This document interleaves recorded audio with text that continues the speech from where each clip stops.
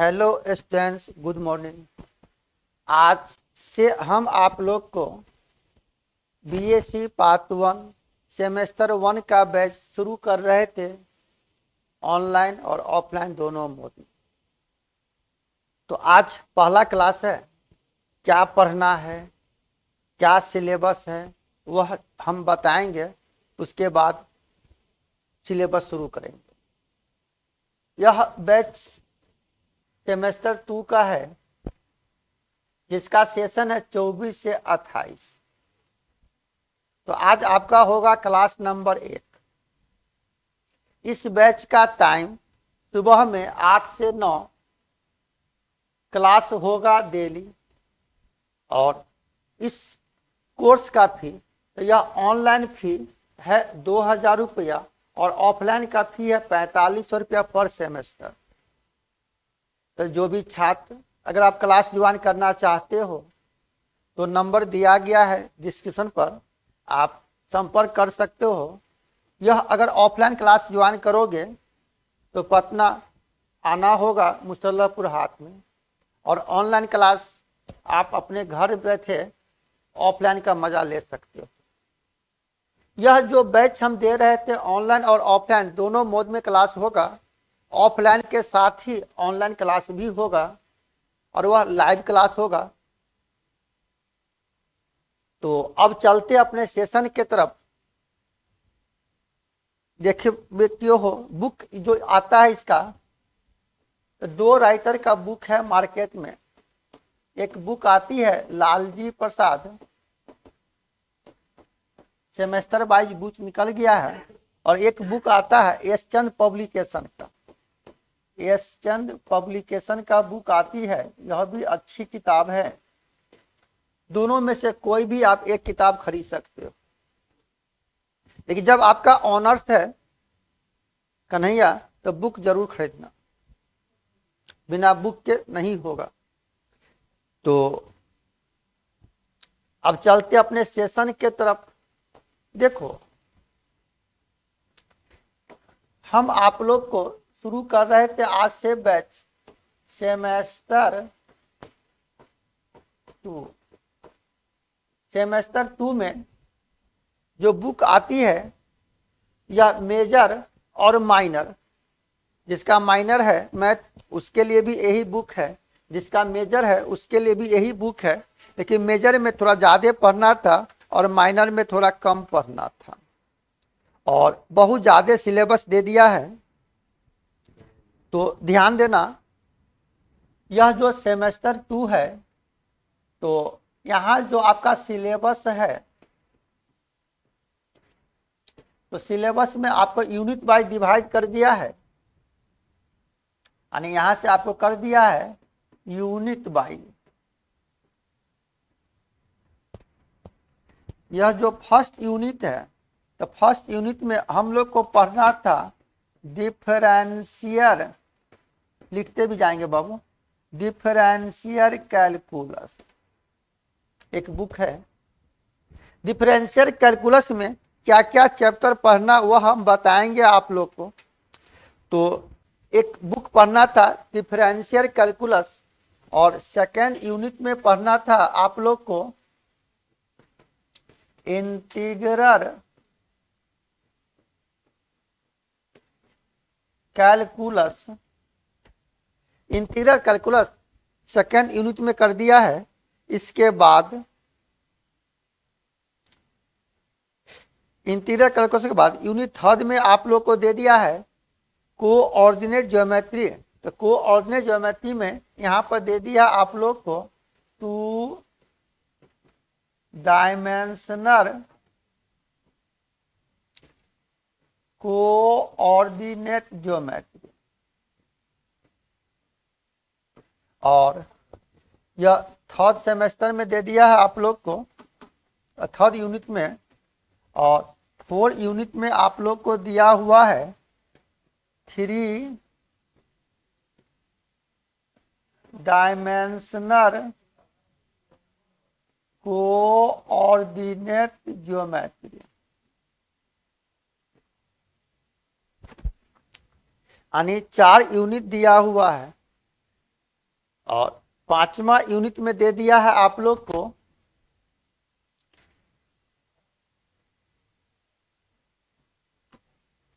और यह जो है आप लोग का 5वां यूनिट है। तो 5वां यूनिट में दे दिया है वेक्टर एनालिसिस, यानी 5 बुक पढ़ना था, लिखा जाए इसको।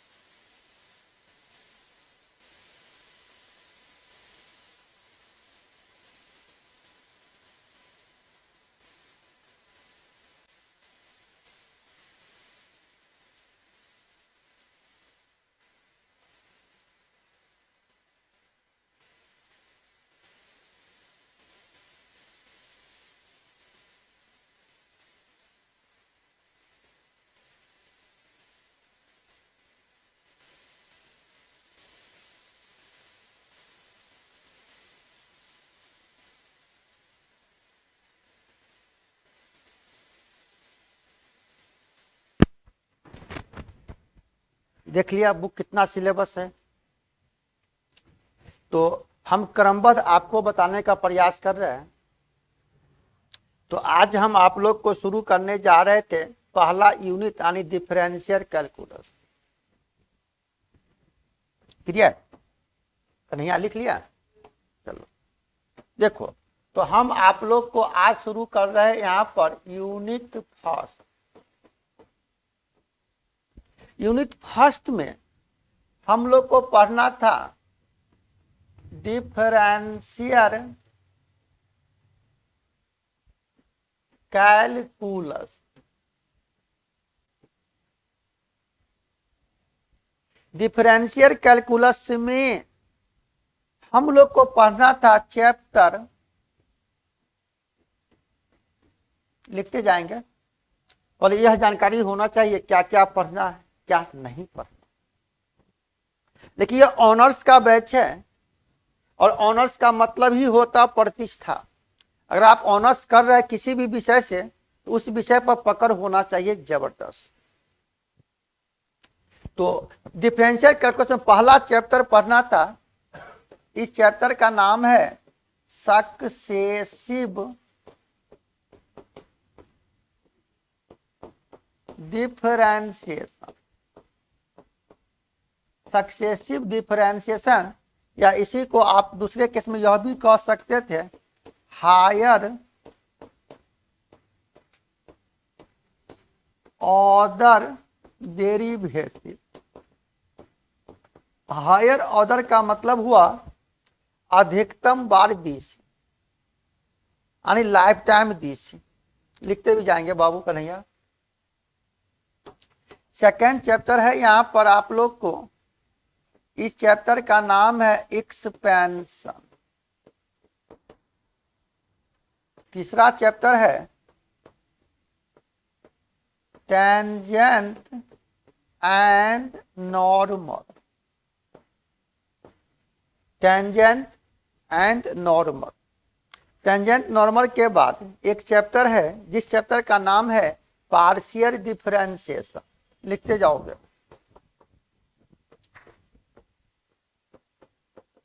Partial differentiation.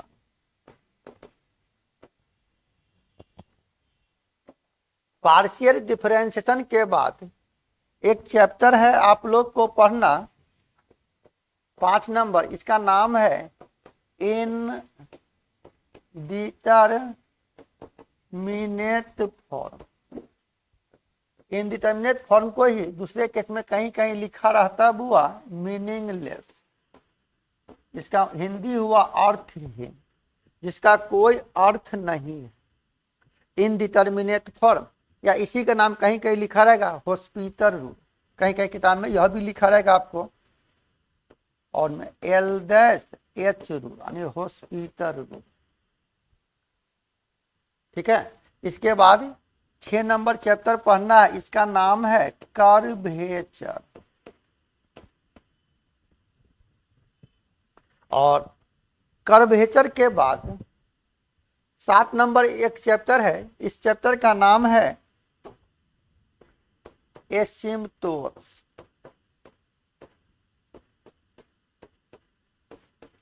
और कैलकुलस में दे दिया गलती से एक चैप्टर, जिस चैप्टर का नाम है कर्व ट्रेसिंग। लेकिन यह कर्व ट्रेसिंग इंटीग्रल कैलकुलस का पार्ट, लेकिन डिफरेंशियल कैलकुलस में ही दे दिया 8वां चैप्टर, इसका नाम है कर्व ट्रेसिंग। देखिए यह कर्व ट्रेसिंग जो है ना आप लोग को, यह यूनिट 2 यानी इंटीग्रल कैलकुलस का पार्ट। तो मुख्य रूप से डिफरेंशियल कैलकुलस में यह 7 चैप्टर पढ़ना था। डिफरेंशियल कैलकुलस में मुख्य रूप से यह 7 ही चैप्टर पढ़ना है ना, यहां से लेकर यह 7 चैप्टर। 8वां चैप्टर जो है ना, यह यूनिट 2 के साथ बताएंगे आप लोग। लिखा जाए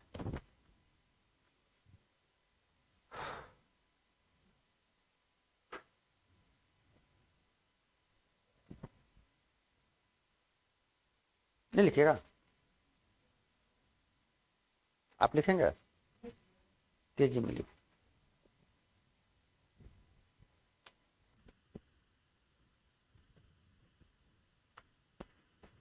हो गया, नहीं लिखोगा? अरे इस चैप्टर का नाम लिखोगे? चलिए, तो आज हम आप लोग को यहां पर पहला चैप्टर शुरू करने जा रहे हैं। चैप्टर फर्स्ट, इस चैप्टर का नाम है differential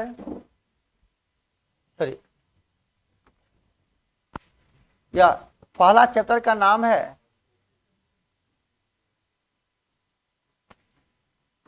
successive differentiation. Successive differentiation का मतलब होता अधिकतम बार डीसी करो। तो आप याद करो आपने 11 और 12 में भी पढ़ा था कैलकुलस, पढ़ा था ना बाबू। तो कैलकुलस में कम से कम आप यह 3 चैप्टर जरूर पढ़ा था। पहला चैप्टर था डिफरेंशिएशन, सेकेंड चैप्टर पढ़ना था इंटीग्रेशन, और यह थर्ड में था आप लोग को डिफरेंशियल इक्वेशन। तो यह जो डिफरेंशियल इक्वेशन है हम लोग को सेमेस्टर थर्ड में पढ़ना था बीएससी पार्ट 2 में। लेकिन यह जो डिफरेंशिएशन और इंटीग्रेशन है तो 11 12 में एक चैप्टर पढ़ा था सिंपल, और यहाँ डिफरेंशिएशन को ही कह दिया डिफरेंशियल कैलकुलस, यानी पूरा विस्तार में पढ़ना था। और इंटीग्रेशन सेकेंड यूनिट में दे दिया है। तो यही दोनों हमको पढ़ना है पार्ट 1 में सेकेंड सेमेस्टर में। तो डिफरेंशिएशन और इंटीग्रेशन एक दूसरे का रिवर्स प्रोसेस होता है। अगर आप डिफरेंशिएशन जानते हो तो इंटीग्रेशन आप आसानी से बना सकते हो, कारण इंटीग्रेशन डिफरेंशिएशन का रेसिप्रोकल होता, या डिफरेंशिएशन इंटीग्रेशन का यानी एक दूसरे का रिवर्स प्रोसेस होता। अगर तो सबसे पहले अगर आप डिफरेंशिएशन जानते हो तो इंटीग्रेशन भी समझ में आ जाएगा अच्छी तरह। तो बताओ 12 में थोड़ा पढ़ा था आप, और यहाँ थोड़ा विस्तार में पढ़ना था। आपने 12 में पढ़ा था डिफरेंशिएशन, तो एक बार डीसी करो या 2 बार डीसी करो, मैक्सिमम एक चैप्टर था सेकेंड डेरिवेटिव, और यहाँ करा सक्सेसिव डीसी, 1000 बार डीसी करो, 1000 बार डीसी करो। तो आज पहला क्लास है। अब हम 11 12 का पार्ट तो नहीं पढ़ा सकते, यह ऑनर्स का बैच है, लेकिन बहादुरी है कि एक बार हम आपको रिमाइंड कर दें, या आप 12 में पढ़ा था डिफरेंशिएशन का फार्मूला सब, उस फार्मूला को हम आपको देंगे होमवर्क में, एक बार देख लेंगे। अगर दिक्कत होगी तो आप हमसे शेयर करेंगे, हम अलग से एक क्लास और बता देंगे आप लोग को 11 12 का डिफरेंशिएशन। मेरी बात समझ रहे हैं? पहले एक बार डीसी तब ना 1000 बार डीसी, पहले एक बार डीसी तब ना 1000 बार डीसी। इसलिए आपको एक बार डीसी करना आना चाहिए, यानी फार्मूला याद होना चाहिए। लेकिन तो आज पहला क्लास है, आज से आपका बैच शुरू हो गया है। जो भी छात्र अगर आप क्लास करना चाहते हो तो आप क्लास ज्वाइन कर सकते हो, अगर क्लास अच्छा लगे तो। देखो, तो डिफरेंशिएशन, इंटीग्रेशन और डिफरेंशियल इक्वेशन कैलकुलस का ही एक पार्ट है। देखिए यहाँ ऑनर्स में पूरा विस्तार में पढ़ना, 12 में एक चैप्टर पढ़ा था डिफरेंशिएशन, और ऑनर्स में एगो किताब हो गया है डिफरेंशिएट का। इंटीग्रेशन 5 को चैप्टर पढ़ा था, इंटीग्रेशन 2 प्रकार का, डिफिनिट और इनडिफिनिट, और यहाँ पर एक किताब हो गया। मतलब पूरे डीप में पढ़ना था हम लोग को। यह हो गया डिफरेंशिएशन, इंटीग्रेशन। तो आज हम आप लोग को डिफरेंशिएशन का बेसिक कॉन्सेप्ट बताने जा रहे हैं। तो ध्यान देना बाबू, आज का जो पहला क्लास है तो हम आप लोग को यहाँ पर बता रहे हैं बेसिक कॉन्सेप्ट, यानी फंडामेंटल चीज। तो याद कर, जब आप 12 में पढ़ा था कैलकुलस तो आपने पढ़ा था एक चैप्टर लिमिट, उसके बाद पढ़ा था कंटिन्यूटी, फिर पढ़ा था डिफरेंशिएशन, फिर पढ़ा था एप्लीकेशन ऑफ डेरिवेटिव, और उसके बाद पढ़ा था इंटीग्रेशन, फिर पढ़ा था एरिया ऑफ द कर्व, फिर पढ़ा था डिफरेंशियल इक्वेशन। गौर कीजिए। तो हम आप लोग को आज यहाँ बता रहे थे चैप्टर, इस चैप्टर का नाम है डिफरेंशिएशन। डिफरेंशिएशन को ही दूसरे केस में आप कह सकते हो डेरिवेटिव, या इसी को आप कह सकते हो डिफरेंशियल कोफिशिएंट, इसी को शॉर्टकट में कहते हैं डीसी। डिफरेंशिएशन का हिंदी होता है अवकलन। अवकलन का मतलब हुआ किसी भी फंक्शन का लोकन करना, किसी भी फंक्शन का लोकन करना, इसका मतलब किसी भी फंक्शन को कंपेयर करना किसी के सापेक्ष, किसी भी फंक्शन को कंपेयर करना किसी के सापेक्ष। तो याद करो जब आप कैलकुलस पढ़ा था तो कैलकुलस में एक चैप्टर पढ़ा होगा आपने फंक्शन के बारे में।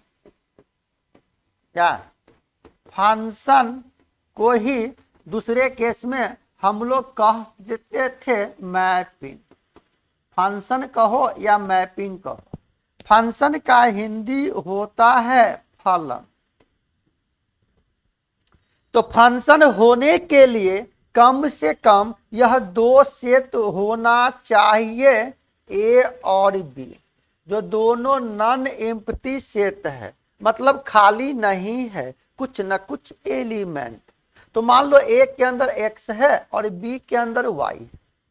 तो आपने पढ़ा था मुन्ना कि ए सेट के अंदर जितने एलिमेंट होगा उसको डोमेन कहा जाता, बी सेट के अंदर जो भी एलिमेंट होगा उसको कोडोमेन कहा जाता।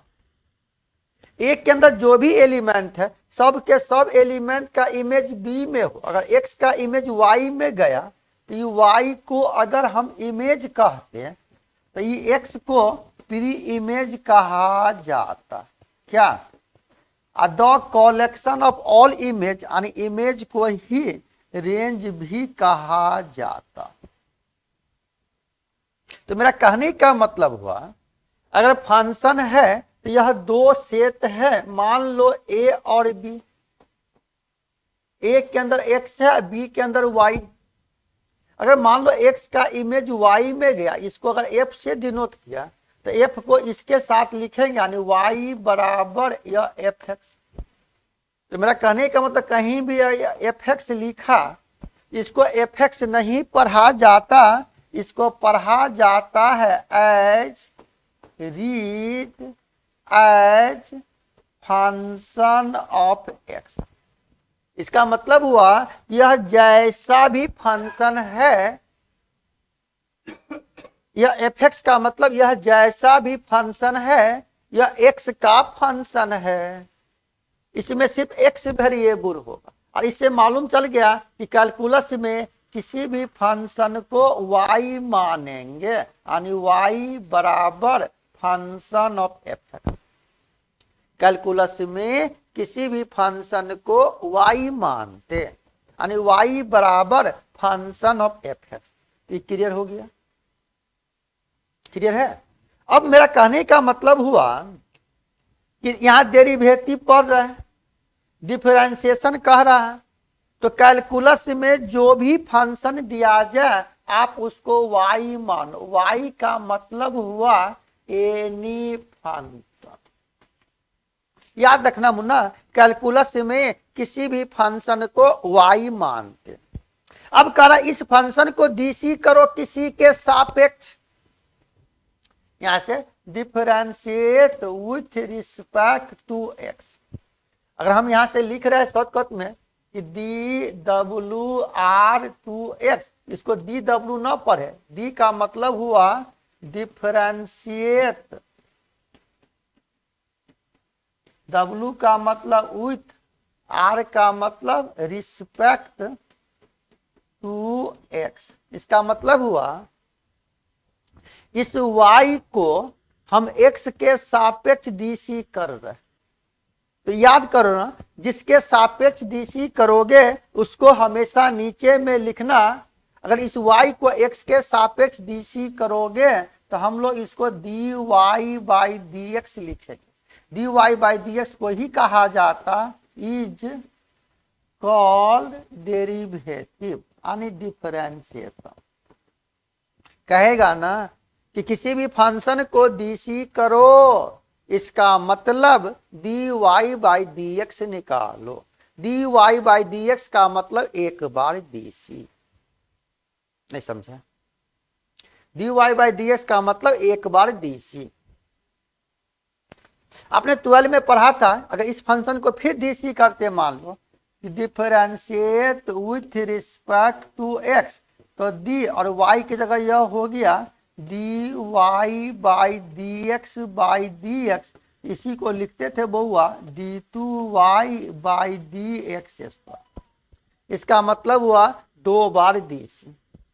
देखिए हमारे सिलेबस में है सक्सेसिव डिफरेंशिएशन का मतलब 1000 बार डी सी, 3 बार 4 बार 11 बार n बार डी सी।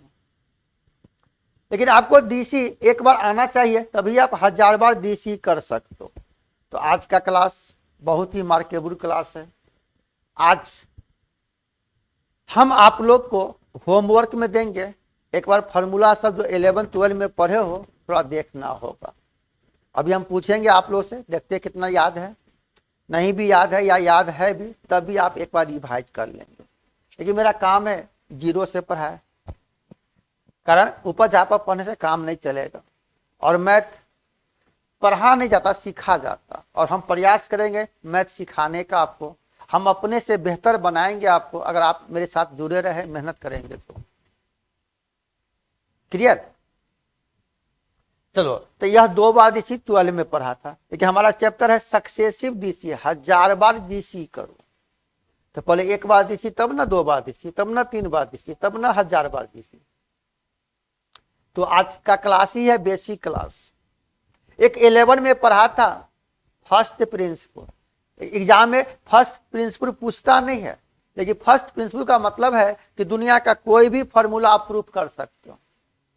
तो एक्स का डीसी 1 ही होगा, 1 का डीसी 0 ही होगा, साइन एक्स का डीसी कॉस एक्स ही होगा। 11 12 में टीचर आपको याद करा दिया होगा या फॉर्मूला प्रूफ किया होगा, सिलेबस में दिया है किताब में 11 में, लेकिन पूछता नहीं एग्जाम में फर्स्ट प्रिंसिपल। लेकिन अगर आप फर्स्ट प्रिंसिपल पढ़ लेते हो तो किसी भी फार्मूला को आप प्रूफ कर लोगे। लेकिन जब फर्स्ट प्रिंसिपल से बनाओगे सवाल कोई भी फार्मूला को तो 1 पेज में बनेगा, लेकिन जब क्वेश्चन बनाओगे तो 1 से 2 लाइन में क्वेश्चन बनेगा। तो सिर्फ आपको बहादुरी है फार्मूला याद रखना, आप कंठस्थ कर जाइए। चलिए, तो मान लो यह कैलकुलस में किसी भी फंक्शन को y माने, कहेगा उस फंक्शन को डीसी करो तो D Y by D x निकालो। D Y by D x का मतलब 1 बार DC, D two Y by D X square का मतलब 2 बार डीसी, इस तरह फिर 3 बार 4 बार 5 बार 1000 बार डीसी करें। हम आ रहे हैं वहां तक, अभी बता रहे हैं। एक चीज और बताइए, कैलकुलस में किसी भी फंक्शन को आप y मानते हो तो मान लो अगर यह दिया है फंक्शन ऑफ एफ, किसी भी टाइप का फंक्शन हो सकता। अब इस फंक्शन को अगर हम डीसी करेंगे x के सापेक्ष, जगह D into function of F x by D x, तो इसी को मुन्ना लिखते हैं एफ डैश इंटू एक्स।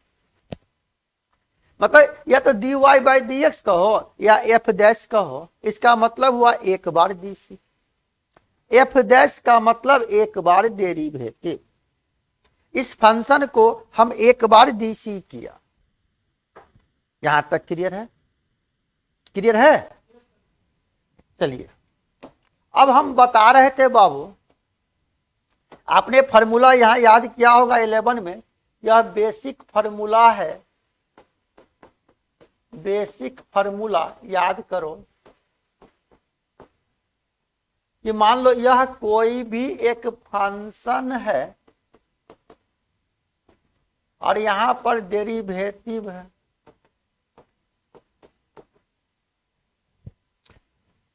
तो आपने पढ़ा था कैलकुलस में किसी भी फंक्शन को y मानेंगे और डेरिवेटिव का मतलब d Y by D x. तो बताओ, जैसे मान लिया x के पावर n है और n यहाँ इंटीजर है, n का मान कुछ भी हो सकता। यहाँ से दिया हुआ इफ यह n बिलोंग्स इंटीजर, यानी n का मान पॉजिटिव रहे, निगेटिव रहे, फ्रैक्शन रहे, कुछ भी हो सकता।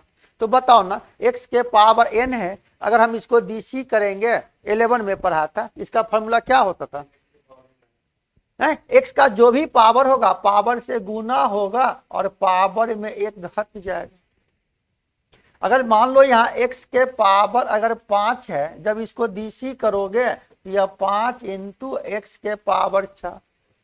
अगर x के पावर -5 है तो -5 इंटू एक्स के पावर -5 -1 यानी -6।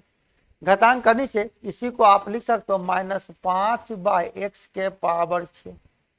इस तरह से आपको अगर यहाँ पर दे दे c, तो c यहाँ कोई ना कोई कांस्टेंट टर्म, तो किसी भी कांस्टेंट टर्म का DC 0, जैसे 7 है इसका DC 0। क्या बाबू? तो इस तरह से आपने बेसिक फॉर्मूला पढ़ा था। जैसे मान लो यहाँ कोई कह देगा e के पावर x है, इसका DC कितना, तो यह हम आपको दे रहे हैं होमवर्क में, इतना लिख लेना। जो भी होगा e के पावर mx, e के पावर -mx, 1 के पावर x, 2 के पावर x।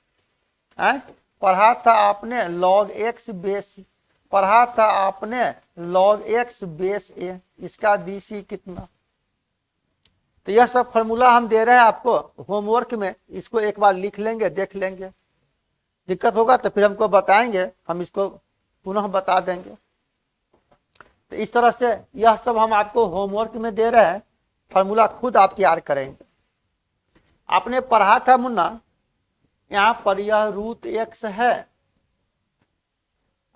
1/x है, फिर पढ़ा था त्रिकोणमितिक फंक्शन sin x है, cos x है, tan x है, cot x, sec x और cosec x का फॉर्मूला। हम नहीं लिख रहे फॉर्मूला, लिख लोगे कि हम लिख दे? ठीक है। इसके बाद यहां पढ़ा था आपने कि साइन mx, m या कोई भी अंक है, जैसे मान लो यह है साइन का एंगल 2x। फिर आपने पढ़ा था बाबू कि sine inverse x, cos inverse x, tan inverse x, cot inverse x, sec inverse x और कॉसेक इनवर्स x। कैसे बताओ तो? साइन इनवर्स x का DC 1 - x square. Sine inverse का था formula 1/√1 - x square. Cos inverse खाली minus लग जाएगा, -1/√1 - x स्क्वायर।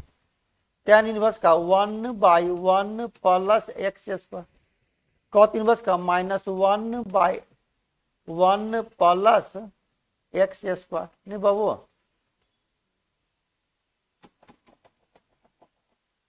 -1/1 + x square.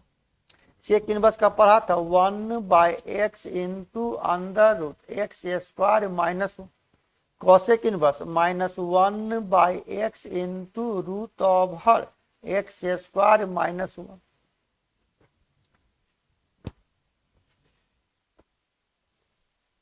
ठीक है, एक बार देख लेना, इसका DC यह तो इसका इंटीग्रेशन यह, जब पढ़ाएंगे तो, इसलिए बहुत ही बारीकी से हम आपको बताने का प्रयास कर रहे हैं।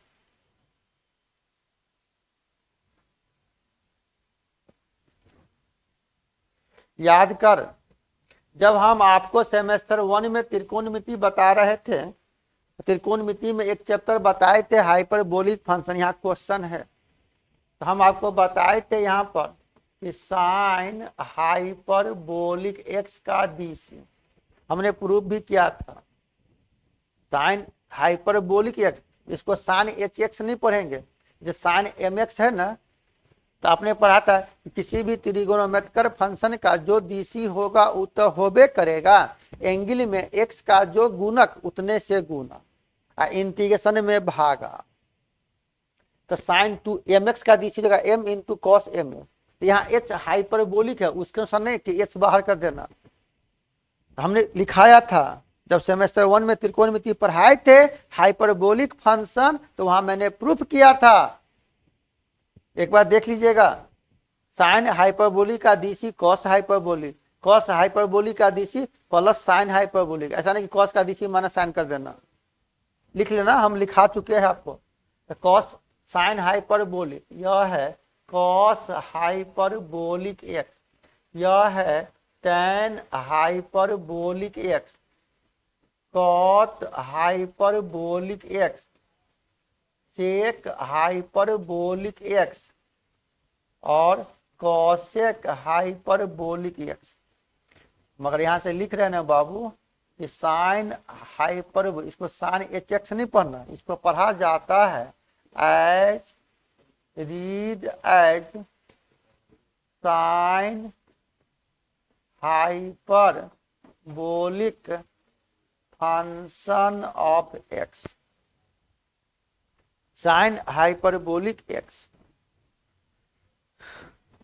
यह सब मैंने लिखाया था, एक बार इसको देख लेना। चलिए, हो गया बुआ। इसके बाद जब आप पढ़े थे तो याद कर, आपने 12 में पढ़ा था डिफरेंशिएशन। तो 12 में पढ़ा होगा आपने चैप्टर, पहला चैप्टर पढ़ा था चैन रूल, इसका यूज पड़ेगा बाबू। चैन रूल को ही दूसरे केस में कहा जाता फंक्शन ऑफ फंक्शन। इसके बाद सेकेंड चैप्टर पढ़ा था आपने इम्प्लिसिट फंक्शन। थर्ड चैप्टर पढ़ा था आपने लॉगरिथमिक डिफरेंशिएशन। चौथा चैप्टर पढ़ा था आपने, चौथा चैप्टर पढ़ा था आपने पैरामेट्रिक फंक्शन, पढ़ा था ना। आप पांचवा चैप्टर पढ़ा था आपने सेकेंड ऑर्डर डेरिवेटिव।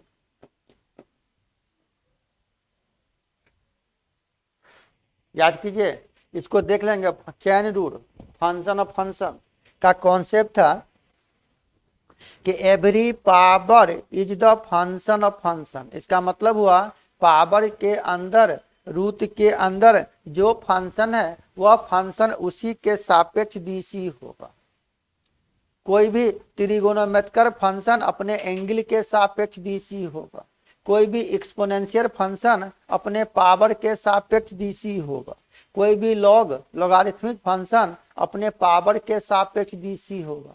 कोई भी इनवर्स सर्कुलर फंक्शन अपने एंगल के सापेक्ष डीसी होगा। ये सब था चैन रूल में। इम्प्लिसिट फंक्शन पढ़ा था। फंक्शन दो प्रकार का होता है, एक्सप्लिसिट फंक्शन और इम्प्लिसिट फंक्शन। परिभाषा है कि वैसे फंक्शन को एक्सप्लिसिट फंक्शन कहा जाता जिस फंक्शन में एक ही वेरिएबल हो। अगर एक से ज्यादा वेरिएबल होगा तो वैसे फंक्शन को इम्प्लिसिट फंक्शन कहा जाता। अगर इम्प्लिसिट फंक्शन का क्वेश्चन है तो बनाने का तरीका था कि अगर इम्प्लिसिट फंक्शन रहे तो उस फंक्शन को डायरेक्ट डीसी कर दो और सभी dy बाई ds को एक साथ और शेष को एक साथ कर दो, बन गया क्वेश्चन। पढ़ा था लॉगरिथमिक डीसी कि बेस और पावर, जब बेस और पावर दोनों वेरिएबल रहे, दोनों फंक्शन रहे तो लॉग लगा के क्वेश्चन बनाना। लॉग का फॉर्मूला बताए थे कि लॉग में पावर बेस सेम रहे तो 1 और सेम ना रहे तो 0। जनरली लॉग 1 का मान ही 0 होता, लॉग 2 लॉग 5 का लॉग टेबल से कुछ ना कुछ मान। लेकिन लॉग में पावर बेस सेम रहे तो 1, सेम ना रहे तो 0। याद रखने का तरीका बेसिक फॉर्मूला था लॉग में कि लॉग का पावर गुना रहे तो प्लस, भागा रहे तो माइनस। लॉग में पावर का पावर इज द बाहर। फिर पढ़ा था आपने कि एक लॉग को आप दो लॉग में लिख सकते हो, दोनों में बेस सेम लेना। लॉग ए बेस बी है तो आप उसको लिख सकते हो लॉग ए बेस ई बते लॉग बी बेस। कोई भी लॉग को अगर बते में लाओगे तो पावर बेस आपस में इंटरचेंज हो जाएगा। लॉग ए बेस बी को आप लिख सकते हो 1 बाई लॉग बी बेस ए। जो बेस है पावर हो जाएगा, जो पावर है बेस हो जाएगा। क्या तो लोगारिथमिक डीसी का मतलब हुआ जब बेस और पावर दोनों फंक्शन है, एक्स के पावर एक्स को डीसी करना तो लॉग लगाना होगा। फिर पढ़ा था पैरामेट्रिक फंक्शन। पैरामेट्रिक फंक्शन का कॉन्सेप्ट था कि जब दो वेरिएबल तीसरे वेरिएबल पर डिपेंड होगा तो तीसरा variable is the parametric function. ये कह रहा है कि पैरामेट्रिक फंक्शन है लेकिन उसको डीसी करना है तो फाइनली आपको dy बाई डी एक्स ही लाना है।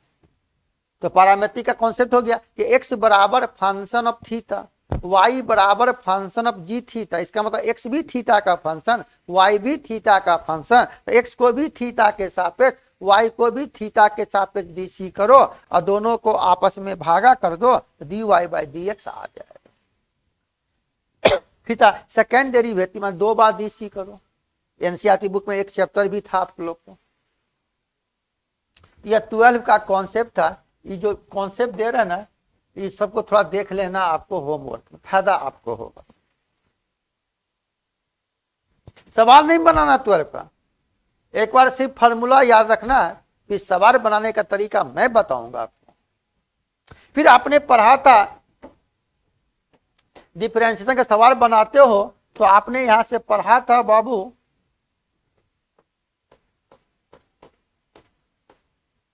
Fundamental rule for differentiation. सवाल बनाने का फंडामेंटल रूल। तो 5 ही फंडामेंटल रूल था। क्या था? तो पहला नंबर था कि मान लो y बराबर c है और c यहाँ कोई ना कोई कांस्टेंट टर्म।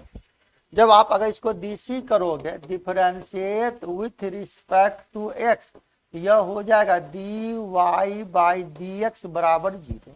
किसी भी कांस्टेंट टर्म का डीसी 0। सवाल इस तरह से बनाए। सेकेंड नंबर यहाँ पर था कि y बराबर c इंटू यू। तो c तो कांस्टेंट टर्म है, यहाँ मान लेते हो यार यह u is the function of x। मान लो u फंक्शन है x का। जब आप इसको डीसी करोगे यह हो जाएगा dy बाई डी एक्स बराबर d c into u by D x. तो किसी भी फंक्शन का जो कोफिशिएंट बाहर सिर्फ फंक्शन का डीसी 12 में पढ़ा था।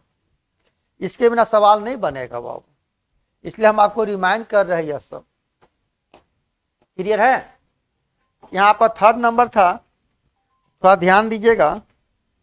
तो आसानी से हम लोग बना सकते थे, तो बारीकी से थोड़ा ध्यान दीजिए। थर्ड नंबर में क्या था बाबू? यहाँ पर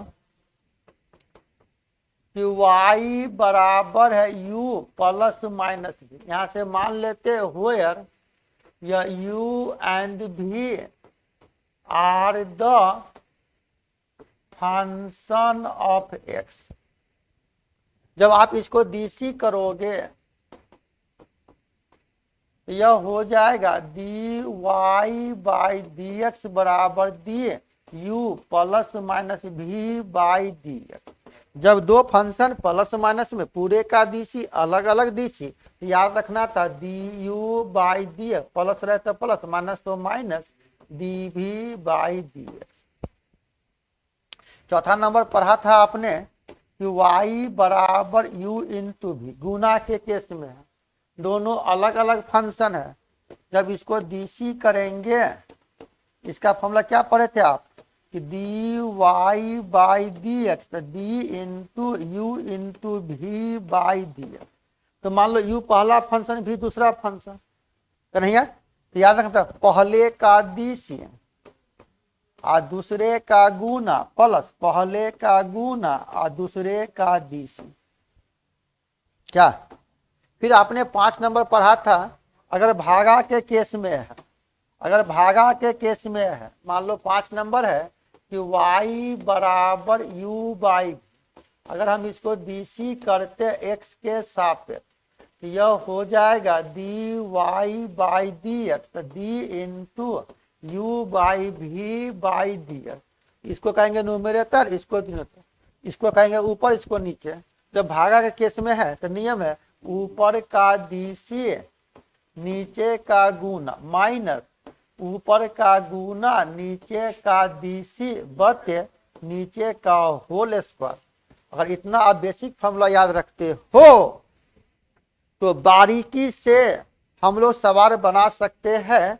तो अगले क्लास में हम आपको शुरू करेंगे सक्सेसिव डीसी। देखिए फार्मूला एक बार पूछेंगे, एक बार फार्मूला देख के आइएगा, कॉपी पर लिख के लाइएगा, हम चेक करेंगे और बारीकी से पढ़ना होगा अगर पढ़ना है तो इसी के साथ हम आपको यह सब होमवर्क में दिया, थोड़ा एक बार रिमाइंड कर लेंगे कॉन्सेप्ट परिभाषा।